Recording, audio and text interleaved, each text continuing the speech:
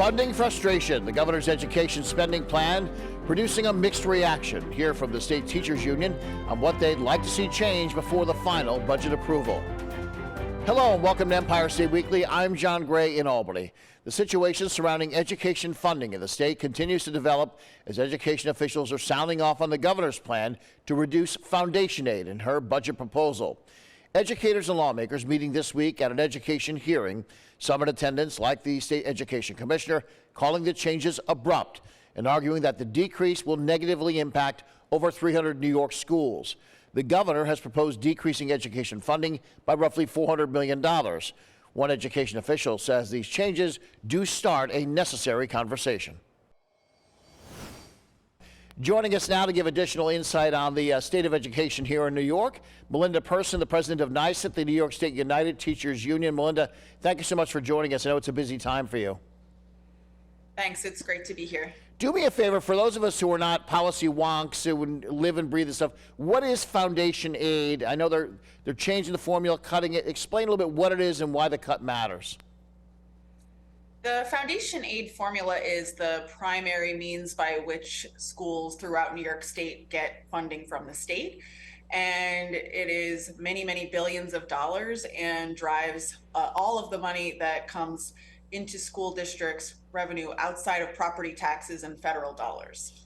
I know we have a budget gap, which we always seem to have lately, but it still seemed like folks on the education side of this equation were a little surprised at the executive budget when they saw it and said, wow, that's a cut. Can you talk about that a little bit? Was this a surprise? It was definitely a surprise. Last year, for the first time in history, the funding for foundation aid was provided by the state after a multi-decade fight. So we were really taken aback at this backtracking and the broken promise, really, that we were expecting this funding to flow on an ongoing basis for years to come. Without getting too much into the politics of it all, does it feel, though, like you mentioned the word broken promise, like, you know, in an election year, things are great, and now we're sort of clear of that, and you know what, actually, we need some of that money back? Does the union feel a little bit like a game of, you know, shifting hands here? There's definitely a conversation that's been started between the executive branch and the legislature. And so far, what we are seeing from our legislative leaders and from every community across the state is support for our public schools in a bipartisan fashion. So we're hopeful that the enacted budget, which will hopefully be done on April 1st, is going to include all of that promised funding. For those who pay property taxes and they see school taxes come out of their mortgage and they think, well, I already fund education, how important is the state money that comes to those local districts when it comes right down to the school in their neighborhood? It's important, isn't it? It is critically important. State funding accounts for over 40% of the money that our schools receive. And when that money drops off or it's cut, that burden either falls to local property taxpayers or school programs are cut. We're hearing now for districts that are looking at these proposed cuts that they may be eliminating elementary STEM programs or cutting intramurals, or high schools are stopping offering special enrichment or AP classes. There's a real impact on our students when the state does not fulfill its obligation to fund the schools. Is it also counterintuitive that the state on one side, and they're rightly so, saying, look, we're going to have a real teacher shortage, we have to do more to get people who want to be teachers, but if you cut funding, does that affect salaries and those things and benefits packages that they can offer teachers to fix the gap we're going to have, or that we already have?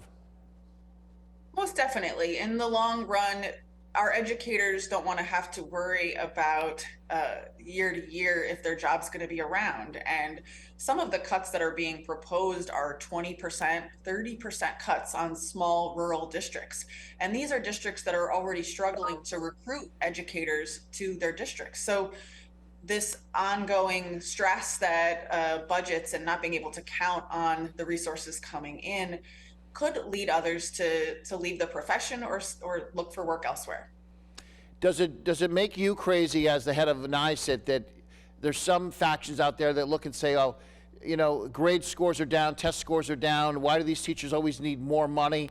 Address that a little bit, because I really had a chance to talk to someone like you, because it must really be difficult to hear those things from the peanut gallery when they don't understand what it takes to be a teacher. I agree. It is frustrating. We in our schools today do not look like the schools of 20 or 30 years ago.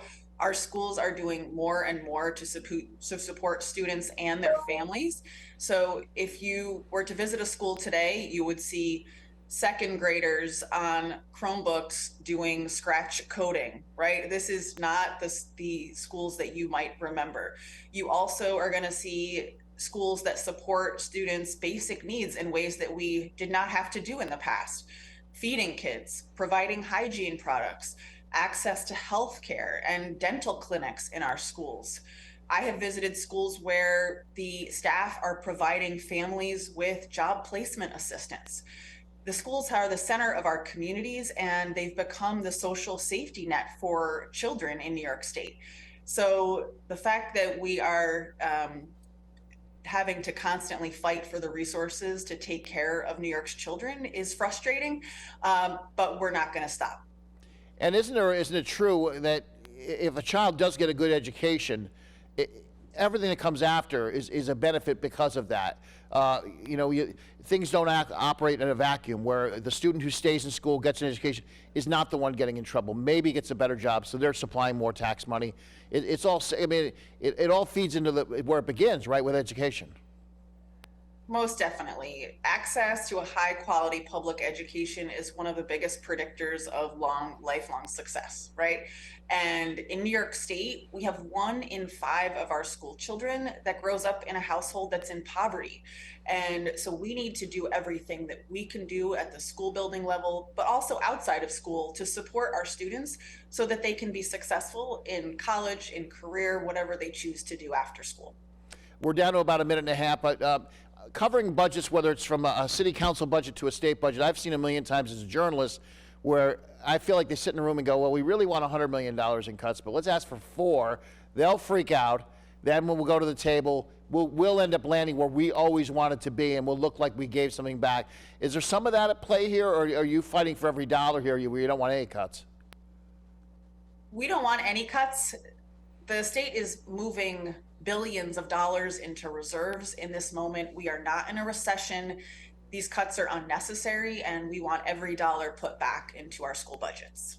And we're also trying to become this tech hub, so we're going to need educated people to fill these jobs, correct? Most definitely. We just did a major announcement with the governor up in central New York regarding Micron. We are doing our part to support the workforce of the future so that we can bring industry back to upstate New York and bring industry back to New York in general. And these cuts are going to move us in the wrong direction. President of NYSA, I know the next 8 weeks are going to be critical for you and your staff trying to get what you needed out of this budget. So we do thank you for taking the time to come on and talk to us, and hopefully we'll have you back on afterwards to see where all things landed. I look forward to celebrating those restorations. All right. Thank you very much, Melinda Person from NYSIP. So New York is facing some prison problems as well. We'll break down the plan to close up to 5 prisons around the state. Hear from a community advocate on the impact the closure is going to have. By the way, if you have a comment or story idea, please let us know about it. You can email us at news@news10.com. We're also on X, formerly known as Twitter, at WTEN.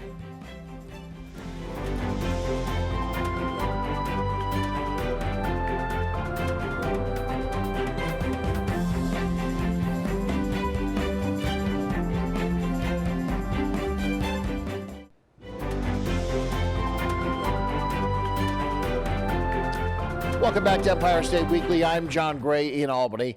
The governor proposing legislation that would close up to 5 prisons across the state as part of cost-saving measures this budget season. If it's approved, it would give prison staff 90 days notice before the facility closes down. The goal of this move is to make the prison system more effective as the prison population has decreased. More than 13,000 prison beds have been eliminated at a total of 24 correctional facilities closing since 2011. Opponents of the move argue fast-tracking closures hurts not only the incarcerated population, but also the prison staff. Joining us now is Thomas Gant, the community organizer for the Center for Community Alternatives Incorporated, giving us some insight on how the proposed prison closures could impact New York communities. Thomas, thanks for coming on today. Yes, sir. Thank you for having me. For those who've never heard of your organization, what is it you guys do? What do you advocate for? So we do a lot of things, but we advocate mainly right now for sentence reform. A lot of New Yorkers have been impacted by in what we would refer to as an unjust sentencing structure and reform after maybe the 94 crime bill and its tough on stance that New York has taken on sentencing people to prison. We're advocating for change for that and hopefully trying to end mass incarceration in New York State. Just for a brief history lesson, those crime bills, the tough on crime stuff, it really did tie judges' hands, didn't it, in terms of, look, if the jury convicts you on that, I've got no option. You're going away for this many years, no matter what the situation was, right? Yes, sir. And that's the unfortunate part, right? Because a lot of judges who we've talked to in specific don't even necessarily want to give people these extreme sentencing punishments, so to speak, or even a carceral recompense. Judges know that because of things like poverty, addiction, and even some of our systemic issues that we have, that incarceration isn't always the answer. But unfortunately, their hands are tied. And so we have a bill ending mandatory minimums that will actually do just that, give judges more discretion, right, and sentence people more appropriately. And it also takes some of the power out of prosecutor hands because, as we know, prosecutors use a lot of these to coerce I would say guilty pleas as opposed to working with people who find themselves in the system. So giving judges the power to really sentence people more appropriately is one of the things that we're advocating for. Well, not that everybody's innocent, but if you happen to be innocent of a crime or there are circumstances, well, the point you're making is if a prosecutor's saying to your lawyer, look, take the year or take the year and a half in jail, or you might end up getting in there for 8 or 10 years, you probably have people taking pleas they normally wouldn't take, right? Yes, sir. Over 90% of people who are incarcerated are incarcerated mainly because of their conviction pleas and pleas that they had to take. So we're looking to kind of undo that. And as I said, judges don't necessarily want to sentence people to carceral terms in prison. They know that there's other options, right? There's other contributing factors, mitigating circumstances that may have caused people to make bad decisions. We aren't trying to absolve people from guilt or some of the bad decisions that they made, but we just know that incarceration isn't necessarily the answer. I know the prison corrections officers unions, they're kind of pushing back on the news of closures. The governor wants to close several prisons in this next cycle. A lot of them have closed in the last 20 years, if you look, because the prison population is down. Their pushback is, no, we need more staffing. We don't need to close prisons. What do you say to that? It's not necessarily a staffing issue. It's a try to get more people out and being productive in society issue. Yeah, thank you. Absolutely. So we applaud and support the governor with the closures that she's suggesting and making. But however, more needs to be done. So the closure of prisons accompanied with sentence reform will be just the answer. You want to talk about making our community safer. You want to talk about helping people who are incarcerated. You want to talk about making safer communities. Sentence reform is just that.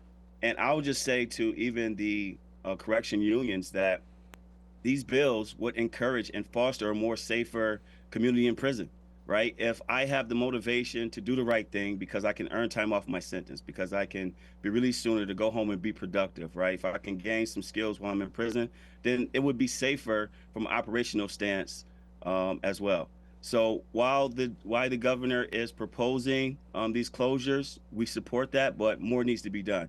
And that accompanied with sentence reform.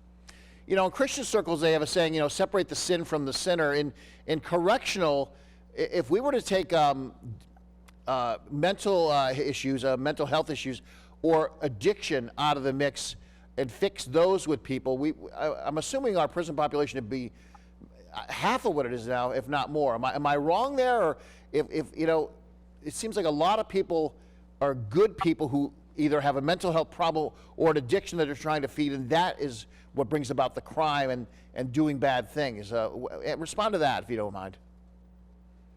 Absolutely. And that goes to what we were talking about with eliminate mandatory minimums. Some people who are incarcerated right now do not need to be incarcerated, right? Because of mental health issues, because of addiction. However, because judges' hands were tied, they were forced to sentence people to these long sentences where they languish in prison and continue to not receive the help that they need while they're in prison. So absolutely. So that contributed to that. And I'll tell you just this, that I'm a formerly incarcerated individual as well. And so I know firsthand that there's a lot of people in prison who have mental health issues, who's not getting the help that they need. I know firsthand that there are people who are productive in prison, who's doing the right things, and who can come out and be productive if these sentencing reform laws would go into effect. I know firsthand that people are languishing in prison without hope. And one of the worst things you could ever do to anybody, any human, is to deprive them of hope. And so this is what our sentencing reform bills will do. It will give hope. And like I say, make prison safer, right? It'll be safer from operational stance. And more importantly, when you start releasing people, you can save money. And hopefully we'll get a chance to talk about this. But New York State spends close to $3 billion a year on its carceral system. That's $70,000 per person a year, right? I'm quite sure we could use some of those billions with investing in more of our communities, right? And instead of our carceral system. When you do programs like restorative justice programs, when you help with poverty problems that we have in communities, that will solve a lot of the issues that we have. This might be a naive way of me to look at this, but it's drive you crazy where if an 18-year-old, let's say, has decent grades and wants to go to a really good college, there's not enough help for them for that money. But if they go and rob a liquor store, there's plenty of money, like you said, $70,000 a year, to put them in prison. That if we put the money in the right column, it's a huge difference.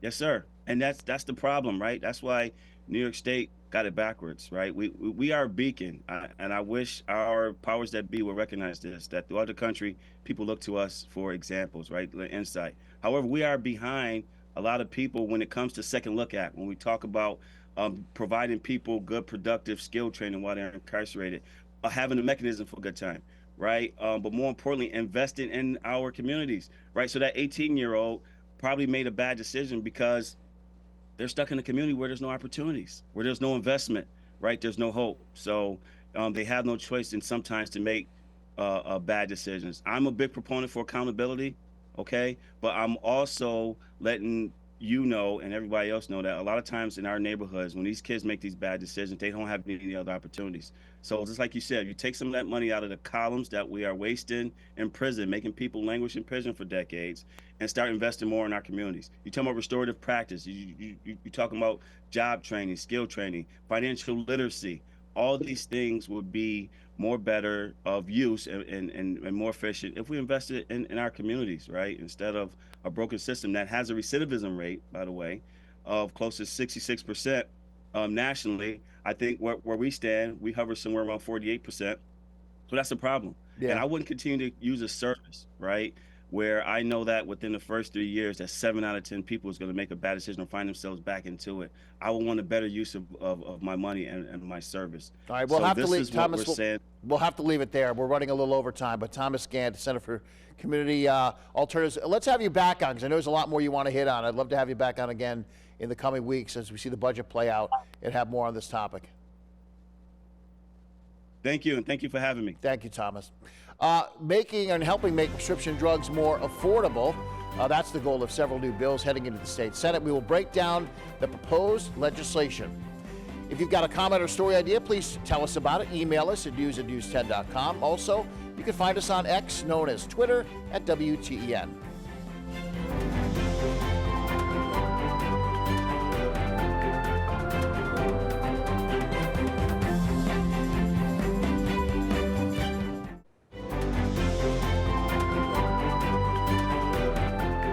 Welcome back to Empire State Weekly. I'm John Gray in Albany.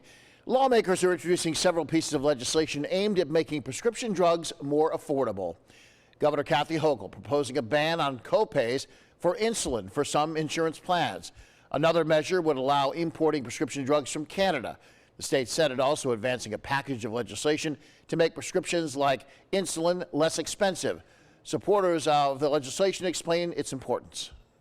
What this bill would do is would authorize the state to partner with private companies to actually produce generic drugs, particularly insulin. Accessible and affordable prescription medication is not a luxury. We know that. We know it is a necessity. All of these measures have yet to pass in the state assembly. Stick around. We'll be back with a look at the week ahead in just a bit. By the way, if you have a comment or story idea, please let us know about it. You can email us at news@news10.com. You can also reach out on X, formerly known as Twitter, at WTEN.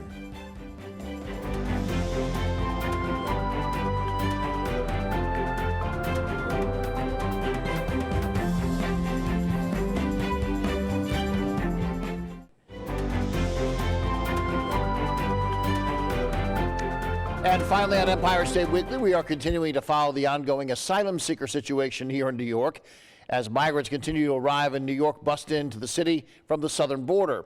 Governor Kathy Hochul making moves to allow those asylum seekers the ability to work sooner. The governor loosening up certain requirements on some 4,000 state jobs. These requirements are for entry-level positions in areas like food service or facility operation. Next week, we'll take a look and hear from immigration advocates on how this change could impact the ongoing crisis. For now, from all of us here at Empire State Weekly, I'm John Gray in Albany. We'll see you right here next week. And don't forget, you can watch Empire State Weekly all over New York.